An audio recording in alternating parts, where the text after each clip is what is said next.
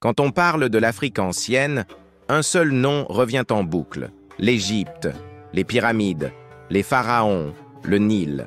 Mais juste au sud, nichée entre désert et fleuve, une autre civilisation brillait d'un éclat trop souvent ignoré: la Nubie antique.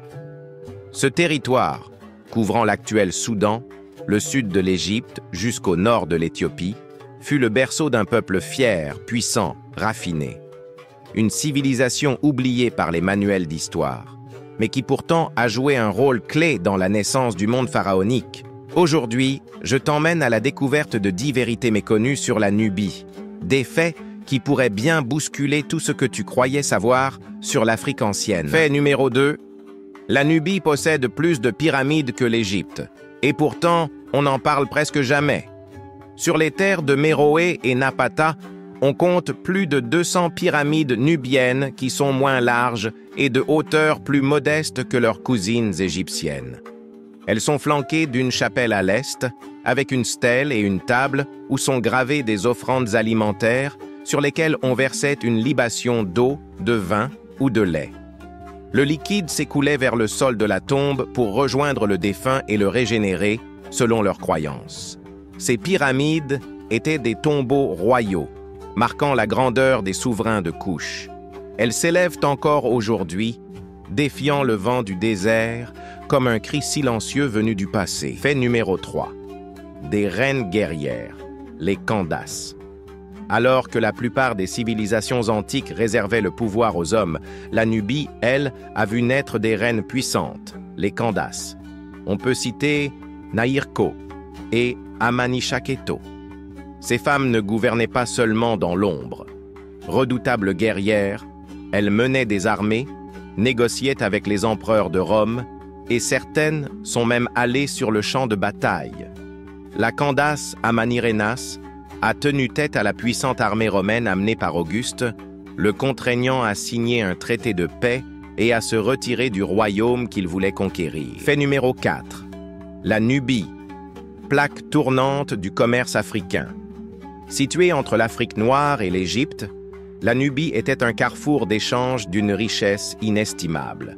Les Nubiens échangeaient de l'ivoire, de l'or, de l'ébène, du bétail, de l'encens, des esclaves contre des céréales, des huiles végétales, du vin, de la bière, du lin et d'autres produits, tout transité par ces voies fluviales et par le désert.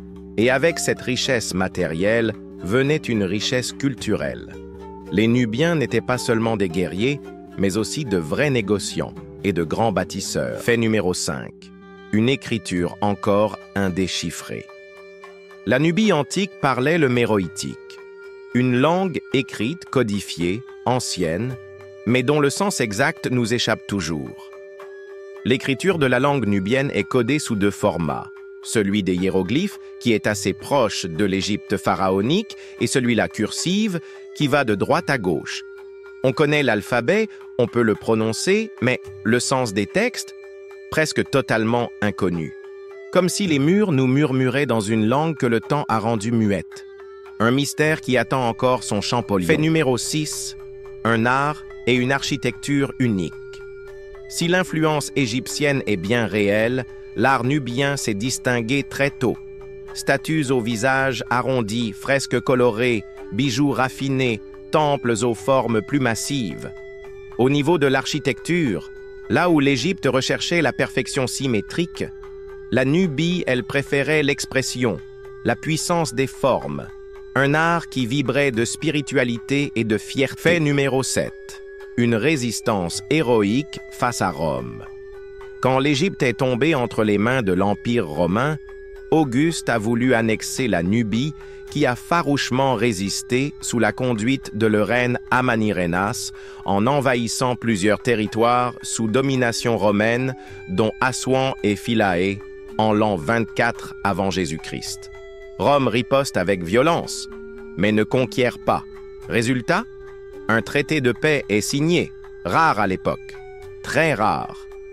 Et surtout, le traité est favorable à la Nubie qui reste libre, indépendante, ne paie pas de tribut et récupère au passage une grande partie des territoires disputés.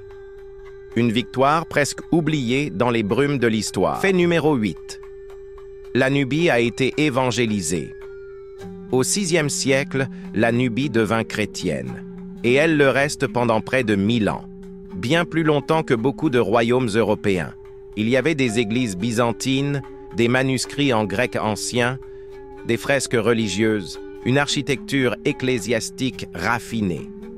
Ce christianisme a laissé une empreinte durable, encore visible dans certaines ruines méconnues du grand public. Fait numéro 9. Les langues nubiennes vivent encore. Tu crois que la Nubie a disparu? Pas tout à fait. Certaines de ces langues, comme le nubien, sont toujours parlées au Soudan et au sud de l'Égypte. On peut citer entre autres le dongolawi, le kenzi, le meidob, le birguide, etc. Imagine, un peuple antique qui continue à parler à travers les générations malgré les siècles et les empires qui ont tenté de l'effacer. Fait numéro 10. Une mémoire effacée, mais en pleine renaissance. Longtemps, l'histoire de la Nubie a été ignorée. Pourquoi? Parce qu'elle ne cadrait pas avec les récits dominants. Trop noire, trop indépendante, trop brillante.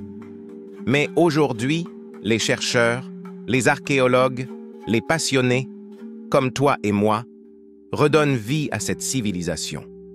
En parlant d'elle, en la partageant, en la réhabilitant. Alors, dis-moi, quel fait t'a le plus marqué, le plus surpris, le plus inspiré? L'histoire de la Nubie, ce n'est pas juste une histoire africaine, c'est une histoire humaine, une histoire d'un peuple particulier dont la mémoire doit être réactivée.